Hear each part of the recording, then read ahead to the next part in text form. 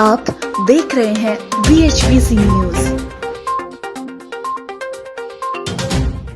नमस्कार, मैं हूं फैज आलम फैजी और आपका स्वागत है। 20 और 22 सितंबर 2020 को भारतीय संसद ने कृषि संबंधी 3 विधेयकों को पारित किया।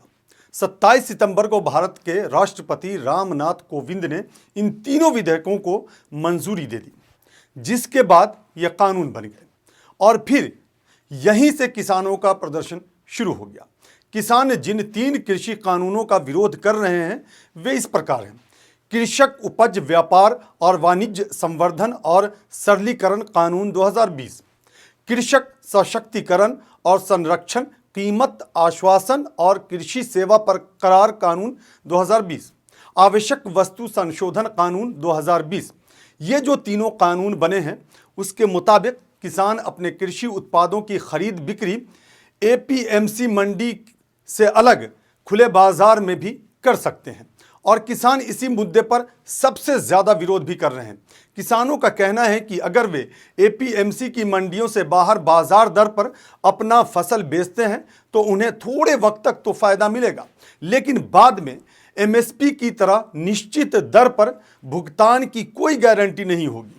वैसे सरकार का दावा है कि ये तीनों कृषि कानून MSP सिस्टम और APMC मंडियों को किसी तरह भी प्रभावित नहीं करते हैं, लेकिन गतिरोध बरकरार है।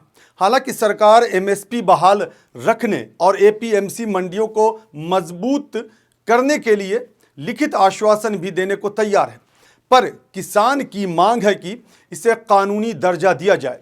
वैसे इन सब के बीच एक बात ऐसी है जिस पर चर्चा नहीं हो रही है और वो है ग्रामीण इलाकों में रहने वाली भूमिहीन महिलाएं।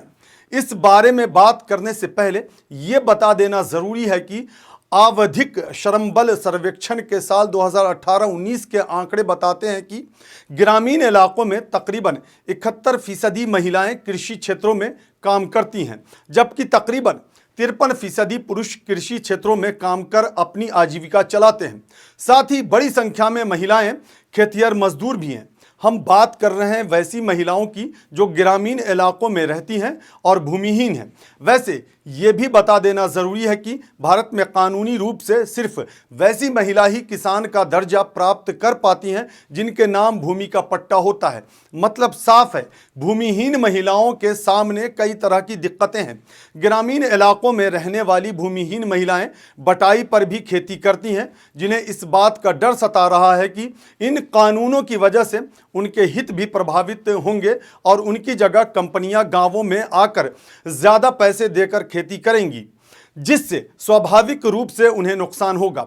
इसलिए भूमिहीन महिलाओं की चिंता भी ज़रूर है, जो करनी भी चाहिए, जो नहीं की जा रही है। कुल मिलाकर ये बात बगैर किसी संकोच के कही जा सकती है कि नए तीनों कृषि कानूनों से अगर किसान सशंकित हैं तो गलत नहीं है, पर यह भी सच है कि सरकार के अपने तर्क हैं जिसे वो किसानों को समझा नहीं पा रही है। और अगर ऐसा है तो सरकार की ये अपनी नाकामी है, पर विडंबना यह है कि सरकार और मंत्रियों और सत्ताधारी दल के कई बड़े नेताओं के किसानों के आंदोलन को लेकर नकारात्मक बोल उस रास्ते पर अंकुश लगा दे रहे हैं जिसके सहारे कोई समाधान निकल जाए या निकाला जा सकता है। पर सच तो ये भी है कि किसानों का साफ कहना है कि सरकार जब तक तीनों कानूनों को वापस नहीं लेती उनका आंदोलन जारी रहेगा। ऐसे में सरकार को भी अब ये बात समझ में आ रही होगी कि काश संसद में बिल पेश करने या फिर इससे पहले अध्यादेश लाने से पहले किसानों से बात की गई होती तो इस तरह का गतिरोध पैदा ही नहीं होता।